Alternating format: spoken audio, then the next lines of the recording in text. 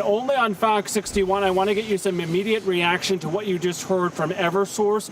Joining me this morning, Mike Criss, the first selectman in this community. We just listened to that interview together.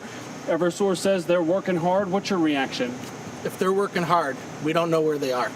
They've ignored calls. The town liaisons are communicating with town officials when they have information, but they don't have information. It's not accurate. They're telling the state and the people of this town that they have boots on the ground. You drive this whole town, there hasn't been boots on the ground here since Tuesday, outside of 2 tree crews that came in just a day ago to finally get some of these trees out so we can get to our residents with fire trucks and ambulances. And as we pan off just over your shoulder, what are we looking at here? It looks like some significant damage. We're looking at a transformer and trees that have been down since the storm, since the beginning part of the storm on Tuesday. Most of the residents in this area have been out since about 20 minutes after the storm started.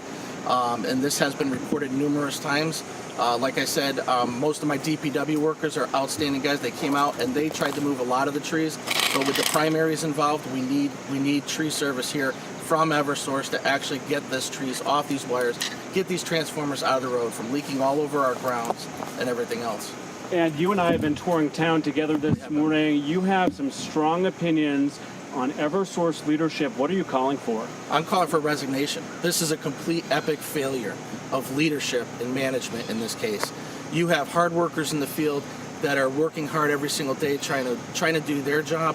You have liaisons that are trying to communicate and taking a lot of heat from us elected officials because they're not getting information. Garbage in, garbage out, and that's exactly what's happening.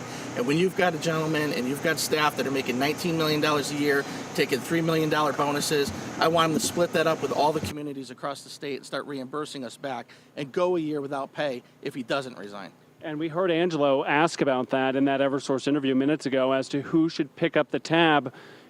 You just said it there. You said the buck is with Eversource. Absolutely. This is their business. They're in the business of delivering power.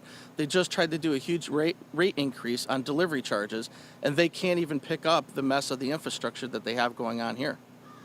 Mike Criss, first selectman here in Harwinton. Appreciate your time this morning. Do want to point out about 100 people joining us on Facebook Live just minutes ago, many of whom only can use that platform to get the information that they need. So jump on Facebook. If you have friends or neighbors with outages, let me know the town and the street, and we'll continue to look into all of this for you. We're going to talk to some homeowners in our next hour.